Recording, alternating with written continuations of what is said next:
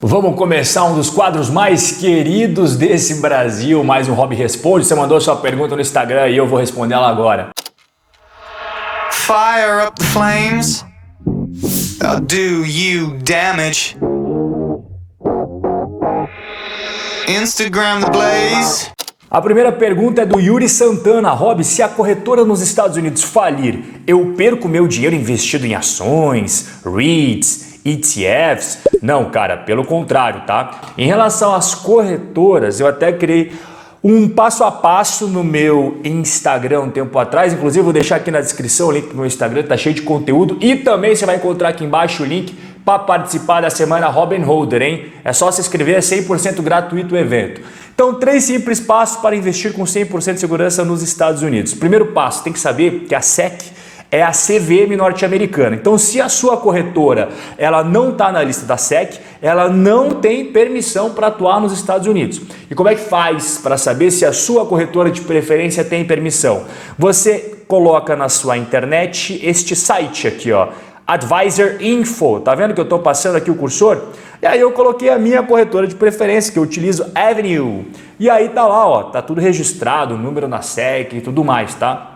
Esse é o passo 1, então tá tudo certo na SEC.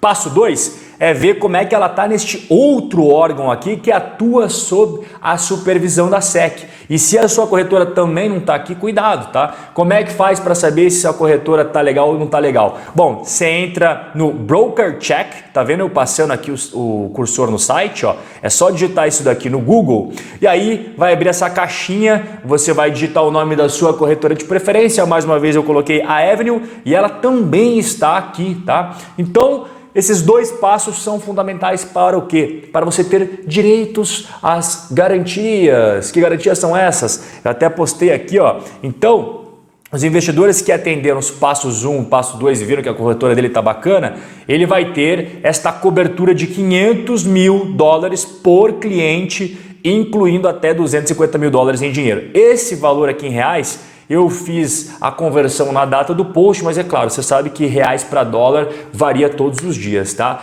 Lembre-se de checar se a sua corretora tá tanto no passo 1 quanto no passo 2 que eu acabei de explicar para você. O Fabrício fala, não consigo entender na prática a diferença de EBIT e EBITDA.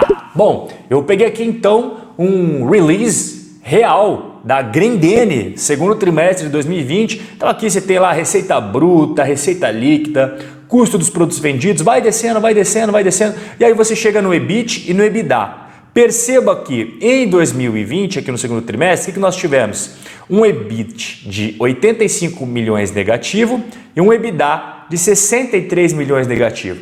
Então eu vou colocar só esses dois, uma figurinha para você visualizar melhor. Olha só. EBIT, 85 milhões negativo, EBITDA, 63 milhões negativo. Por que que o EBIT é tão pior do que o EBITDA, tá? Bom, porque quando você olha o EBITDA, você não está contemplando a depreciação e amortização. Quando você olha o EBIT, você está contemplando, tá? E quando que você deve usar uma métrica e quando que você deve usar outra? Bom, o EBITDA você deve utilizar para empresas com despesa de capital relativamente baixa, o chamado CAPEX, ok? Se você me acompanha aqui, você já sabe que eu sempre falo de CAPEX. E o EBIT é para aquelas empresas em setores de capital intensivo, por exemplo, as ações das empresas aí do setor de oil and gas, né? Mineração, infraestrutura, beleza. Mas o que afinal de contas é depreciação e o que é amortização? Isso é importante você saber. Depreciação é o valor que diminui de um ativo ao longo de sua vida útil, só que de bens que você pode tocar, bens tangíveis, ok? E essa redução do valor ou é pelo desgaste, ou é pela perda de utilidade por uso, ação da natureza, obsolescência, enfim, bens tangíveis é depreciação. Amortização são bens intangíveis, é quando diminui o valor de um ativo intangível ao longo da sua vida útil, tá?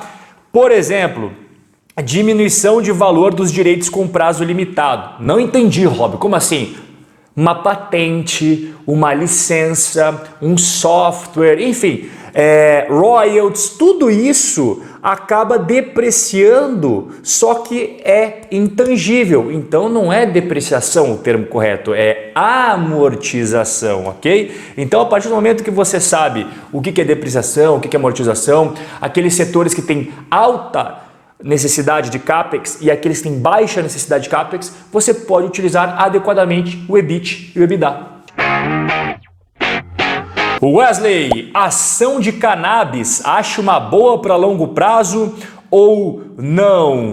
Bom, Wesley, tá na moda, né? Ações de cannabis. E aí tem até ETFs, e o que eu fiz? Eu peguei a ETF que tem mais ativos sob gestão e peguei as duas ações principais, as que têm mais peso dentro dessa ETF. Então vamos lá, a ETF mais importante e as duas posições mais importantes dentro dessa ETF. Começando com a Aurora Cannabis. Essa é a empresa que tem mais peso dentro da ETF de cannabis. Bom, olha o histórico de lucro líquido, tá? Não tem, na verdade, né? Só teve em 2018 aqui um lucro líquido de 72 milhões de dólares canadenses. Só que, 2019 foi um desastre o resultado, né? Só que por incrível que pareça, o lucro chega a ser melhor que o fluxo de caixa livre. Porque olha só o fluxo de caixa livre dessa empresa. É só vermelhinho, tá? E vem piorando a cada ano que passa. 2017, 2018, 2019 foi terrível o fluxo de caixa livre da Aurora Cannabis. E isso se reflete no quê? Na cotação, é óbvio. Então, olha só, a cotação dela chegou no auge aqui, em janeiro de 2018, que estava um furor danado nesse setor de cannabis. A cotação chegou a 128 dólares, até deixei destacado em amarelo para você. Só que olha aonde que foi parar a cotação hoje, na data que eu estou gravando esse vídeo. Dá uma olhada aqui, 9 dólares e 51. Então o pessoal que entrou super motivado, sem olhar para números, sem ver o setor, sem analisar os fundamentos, entrou no oba-oba, 128 dólares por ação. Agora está amargando um baita prejuízo, né? 9,51. Então vamos pegar aqui a segunda ação mais importante, que é essa daqui, tá? Mais uma vez, lucro líquido não existe, inexistente, prejuízo, igual você está vendo na tela em 2019, um prejuízo de 321 milhões, aqui já é dólares americanos. E o fluxo de caixa livre também não é diferente do primeiro caso, tá? Também vem piorando cada vez mais o fluxo de caixa livre desta companhia. E a cotação, adivinhe, a mesma coisa. No longo prazo não tem segredo, vai seguir os fundamentos. E quando não tem fundamento bacana, a cotação também não vai ser uma coisa bacana. E olha só, aqui mais uma vez, né? Tivemos aqui um ápice de furor, tá vendo? Olha aqui o ápice do furor e aí foi caindo. E aí a gente tá com 6 dólares e 74. Bateu 150 dólares e hoje tá 6,74. É por isso que eu sempre falo, analisa o negócio antes de colocar dinheiro lá. O Verde fala, vivo na Europa, acha que devo continuar investindo também no Brasil, mesmo se não voltar? Olha, o Brasil, ele tem os seus problemas que a gente já sabe, mas cara, é inegável que tem muita empresa boa no Brasil. Por exemplo, essa daqui eu até postei no meu Insta, a Itaúsa. Não dá para negar que a Itaúsa é uma empresa que apresenta lucro consistente no longo prazo. A gente sabe que é uma holding, que o Itaú é a maior parte desse lucro aí. Outro exemplo, a Sanepar, olha só a escadinha de crescimento, tá? Então vem tendo lucro maior ano após ano. Outro exemplo que o pessoal sempre gosta, a Engie, aqui tá o lucro líquido da Engie crescendo ano após ano, uma empresa sólida, gigante no Brasil inteiro, tá? Então, sim, temos empresas boas no Brasil. Mas quando a gente pega um geralzão, o que a gente encontra? Isso aqui que eu também postei no Instagram. Risco-retorno por classe de investimentos na última década. E olha só as ações emergentes. Aqui a gente sabe que emergentes não é apenas Brasil, mas deu o retorno anualizado de menos 0,89, tá? E um desvio padrão anualizado grande. Então você acabou assumindo um risco maior, mas não teve um retorno maior. Então o que deu boa aí nessa última década? Estados Unidos, disparado, né? Small caps nos Estados Unidos, ações e dividendos nos Estados Unidos, real estate, REITs nos Estados Unidos, foi muito bom na última década. Beleza, a gente viu emergência, mas emergente não é Brasil. Então vamos ver só o Brasil agora. Aqui está o Ibovespa, só que o Ibovespa dolarizado. Isso é importante, né? Porque o real vem perdendo valor ao longo dos últimos tempos perante o dólar, que é a moeda mais utilizada no mundo. Então, quando a gente faz o Ibovespa dolarizado, que aí você vê realmente o fato, o seu poder de compra perante o mercado financeiro global, olha só como é que foi na última década. O Ibovespa dolarizado também não foi legal, né? Então você encontra ali empresas boas, igual eu mostrei agora há pouco, mas quando você pega o grosso da Bolsa Brasileira dolarizado, realmente o resultado dos últimos 10 anos não é interessante. Mas isso significa que nos próximos 10 anos será assim? Não, tá?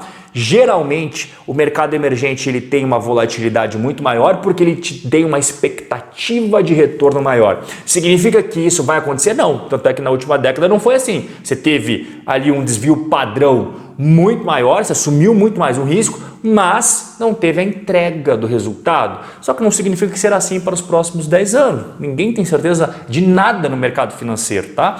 Mas um ponto que eu quero destacar para você é que o mercado financeiro é global, cara. Então olha só, o PIB do Brasil perante ao mundo é 2,5%.